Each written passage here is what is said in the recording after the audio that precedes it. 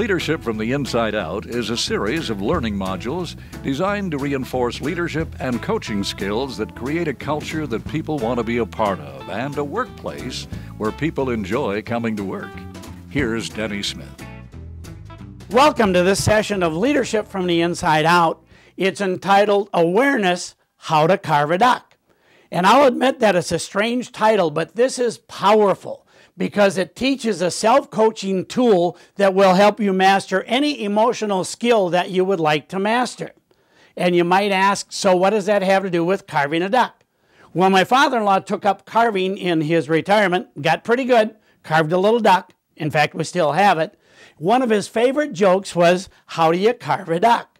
Well, you take a block of wood and shave away everything that doesn't look like a duck. And you might ask again, so what does that have to do with anything? Well, so many times in our lives, if there are things that aren't working, we want to throw everything out and start over. When in reality, all you have to do is to become aware of and tweak the little things that you're not doing quite so well, and you're left with the attitudes and behavior that you aspire to. For example, if you want to become more patient, every time you catch yourself being impatient, carve it away, and you're left with patience. If you want to develop a kinder tone of voice, every time you find yourself using a harsh tone of voice, carve it away, and you're left with a calm and confident demeanor that makes you pretty approachable. And that's a pretty important leadership skill. So refer to Roman numeral 1 in your handout. We're going to introduce a skill that we're going to develop in a future lesson, but for now we want to use it to illustrate how the carve a duck concept works. I was working with a group of bank supervisors, and we were talking about how to deal with an upset employee. And one of the participants said, I kill them with kindness. I said, what do you mean? He said, well, first, I just get in step. I'll say something like, you know, I'm glad you came in to see me about that. Let's see what we can do. Now, that's a little different than the old authoritarian style that says, hey, listen, I've got 14 people that would love to have your job. If you don't like the way things are around here, don't let the door hit you on the way out. He didn't do that. He said, thanks for coming in to see me about it. Let's see what we can do. Step number 2 is I just listen. And that's a hard thing to do because we're all vaccinated with phonograph needles. We want to talk. But he said, I just listen. And keep in mind, listening doesn't mean you're thinking about what you're going to say as soon as you get your chance to talk. Good listening means you're really empathizing, really hearing what the other person has to say. Step number 3 is to solve the problem. And keep in mind, that doesn't always mean that you have to tell them what they want to hear. You have company policy to uphold, you have standards to adhere to, you have your own personal set of boundaries. But if you do a good job at step 1 and 2 and create that climate, you have a much better opportunity of having that person agree with your decision. Let me illustrate that. When I was teaching, I put in mega hours on a project for the district, and I wanted a favor from my principal. He said, I can't do that because, quite frankly, I've had a lot of people that have volunteered a lot of time, and if I do this for you, I'm going to have to do it for everybody else. Well, it wasn't what I wanted to hear, but I could accept it because we always had this open communication style. And we didn't always agree on everything. We had differences in terms of grading, curriculum, but we always had this civil communication style.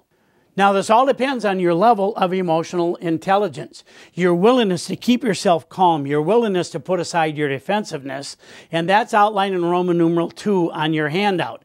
EI stands for emotional intelligence, because quite frankly, when you look at the three-step model, it's just that. It's a model. It's a track to run on. You can go to the internet and you can get 50 or 60 different models. And of course, I like this one the best because it's mine. But the model isn't the important thing. The fact that you use the model is what's really important. And along with that, I sound like a broken record here, develop the emotional intelligence to make it work. So let's define emotional intelligence. The capacity to be aware of, control, and express one's emotions, and to handle interpersonal relationships judiciously and empathetically. Now that's pretty academic and it is a mouthful, but it is pretty inclusive.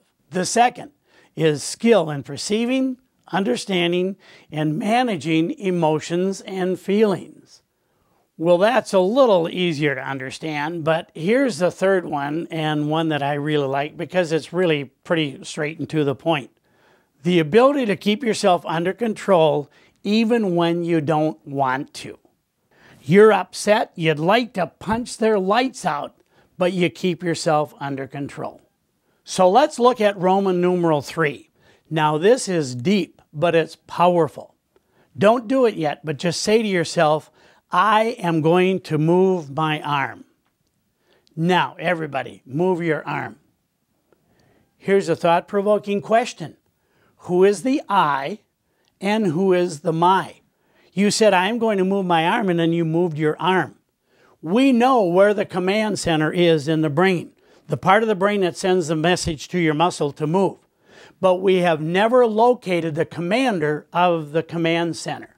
That's your higher self, your higher awareness, your higher consciousness, whatever you want to call it. But that is what gives you power as a human being.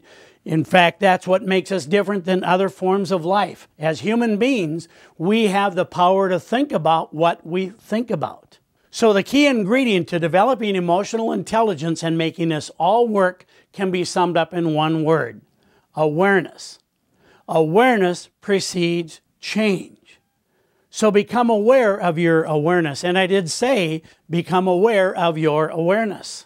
When you're in that conversation with a person who is upset, become aware of what you're thinking, what you're doing, your emotional state, and bring that all under control.